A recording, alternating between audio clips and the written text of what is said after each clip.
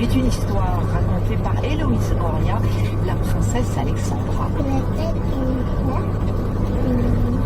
Je vais remonter une histoire. Il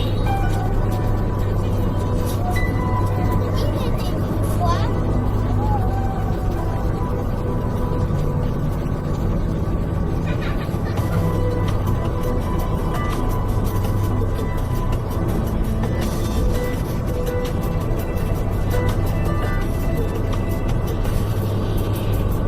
La princesse Alexandra. Un conte traduit et adapté par Claire Montferrier. Collection Contes des 4 vents, aux éditions L'Harmattan. Il était une fois 2 frères, tous 2 rois. L'aîné avait 9 filles, le cadet 9 fils. Celui-ci dit un jour à son frère: « À moi, mes fils m'ont apporté la pomme splendide et l'eau cristalline. Et à toi, que t'ont-elles apporté tes filles ?» L'aîné rentra chez lui, fort dépité. Alexandra, la plus jeune de ses filles, lui dit alors: « Qu'as-tu, père, qui t'attriste ainsi ?»« Que te dire, mon enfant? Tu es incapable d'exécuter mon désir secret. » Pourtant, elle finit par le découvrir et promit de lui apporter la pomme splendide et l'eau cristalline de la ville de Soudia.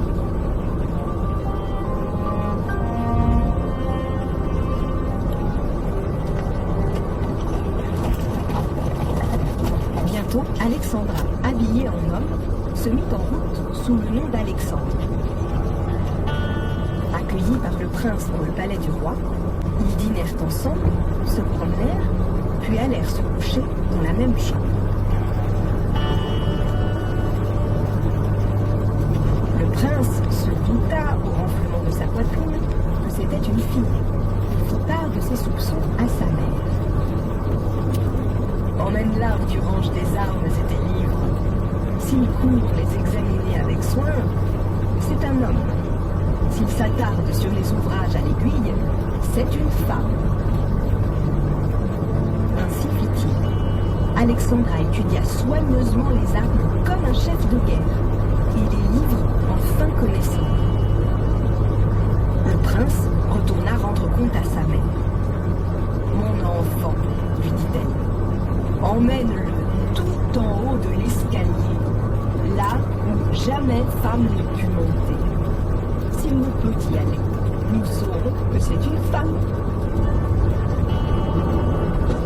Mais Alexandra gravit hardiment l'escalier vertigineux, si bien que mère et fils en conclurent que c'était un homme.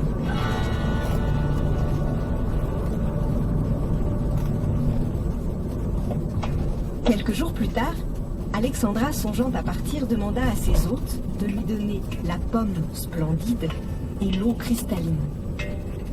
Mais, avant de se sauver, elle colla à la porte de la chambre un papier sur lequel elle avait écrit: « Vierge dans Soudia, je me suis introduite. Vierge, j'en suis sortie. Vierge, j'ai dormi dans les bras du prince qui n'a même pas vu qui j'étais, alors que nous avions dormi ensemble. »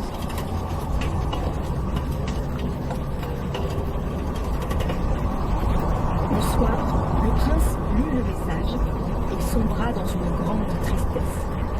Être dupé par une si belle jeune fille, et elle lui avait échappé. Il convoqua alors tous les magiciens du pays pour trouver un stratagème qui la fasse revenir. Ceux-ci lui fabriquèrent une poule d'or et des coussins ensorcelés.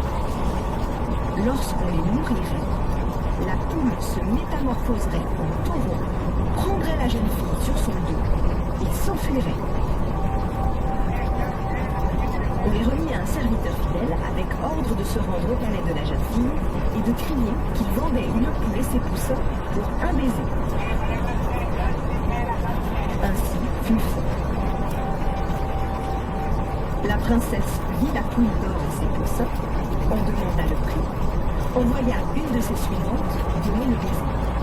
Puis elle leur donna à manger des perles, mais ils n'y touchèrent point.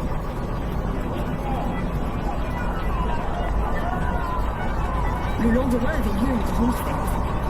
La princesse revêtit des habits tout en or, se para de ses plus beaux joyaux, prit la poule et les poussins, ainsi que quantité de terre. Elle s'assied dans le parc, plaça les poussins et la poule auprès d'elle, et s'assoupit. Bientôt, les entendant caqueter, elle répandit les terres et aussitôt les bêtes se mirent à picoter. Alors la poule ensorcelée se transforma en taureau, enleva Alexandra sur son dos. En un instant, ils furent à Soudia, au palais du prince. À sa vue, tout le monde fut sous le charme. Comme Alexandra était secrètement amoureuse du prince, le lendemain matin, le prince l'emmena chez le roi, son père. Il y eut des noces royales, grande réjouissance et moult festins.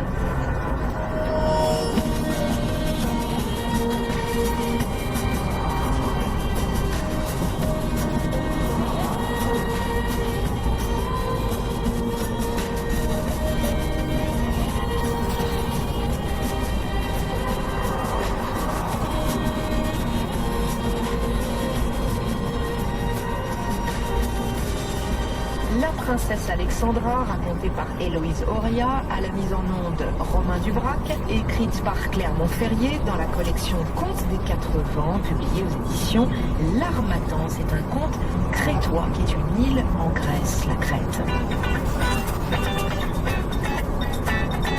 7 milliards de oiseaux. On est ensemble.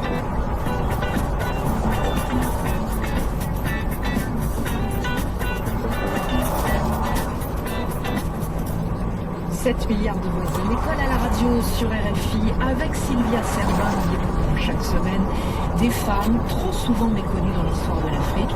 Alors c'est le moment d'ouvrir ses oreilles. Bonjour Sylvia. Bonjour Emmanuel. Aujourd'hui, Sylvia Servin, on découvre Nonkose, funeste prophétesse sud-africaine qui a vécu au 19e siècle. Et je veux dire que cette fois, c'est une héroïne, mais enfin il s'agit d'une femme assez controversée quand même. Ah oui, et ça montre que l'histoire n'est pas faite que de héros positifs, comme le dénonce cet effroyable massacre de bétail qui, au milieu du 19e siècle, a provoqué l'auto-extermination d'une partie du peuple roumain d'Afrique du Sud. Alors, effectivement, au cœur de cette tragédie, la funeste prophétesse Nonkose, qui pour certains a été une prêtresse diabolique et pour d'autres une figure maladroite du nationalisme sud-africain naissant. Bon, alors vous jugerez en tout cas en écoutant le parcours de cette très jeune fille. Ça commence d'abord, il faut planter un peu le décor, Sylvia. Oui, pour essayer de comprendre un peu la réaction de ces populations, je pense que c'est important de se référer un peu au contexte. Alors, les populations noires d'Afrique du Sud étaient en pleine désespérance depuis que les Boers, immigrés d'origine hollandaise, avaient débarqué au cap de Bonne-Espérance au milieu du XVIIe siècle, arrachant leurs terres aux Africains, volant leur bétail et balayant sur leur passage tout ce qui n'était pas blanc comme nous. Alors la prise de possession de ce territoire par l'Angleterre en 1814 allait en outre mettre en concurrence les pionniers hollandais et les colons britanniques pour le partage de terres confisquées aux Africains. Et ça s'est fait de manière assez violente comme d'habitude. Oui, exactement. C'est l'arrivée donc des Européens dans ces colonies, équipés de fusils et de canons, dont les Blancs vont écraser différentes populations qui vont réduire en servitude ou disperser dans des réserves indigènes sur des zones arides et inhospitalières. Puis ils se tailleront d'immenses domaines dans les vallées les plus fertiles, avant d'appliquer au pays un brutal système de discrimination raciale qui allait enfermer la majorité noire sous un carcan de haine et d'inhumanité jusque vers la fin du XXe siècle. La ségrégation qu'on a bien connue en Afrique du Sud.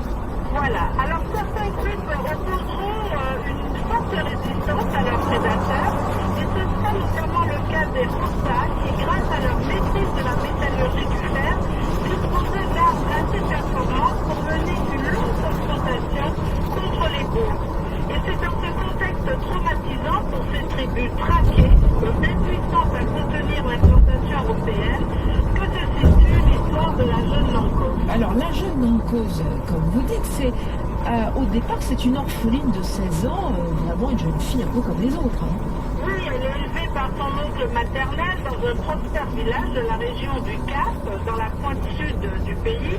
Et l'oncle était le devin de ce village, une communauté attachée au culte des ancêtres, où l'on disait que les morts pouvaient transmettre des messages par l'intermédiaire d'un vivant. Alors, un matin d'avril 1856, l'oncle se rend comme d'habitude au bord d'une petite rivière, d'où elle surveillait les champs de maïs de son oncle. Et au retour, elle lui conte une étrange histoire, que des esprits lui avaient dit qu'il fallait rejeter les blancs à la mer, mais que pour cela, il fallait faire un grand sacrifice, brûler les récoltes et abattre le bétail. Alors l'oncle courut annoncer la prédiction au chef suprême des Froussards, mais celui-ci va lui échouer.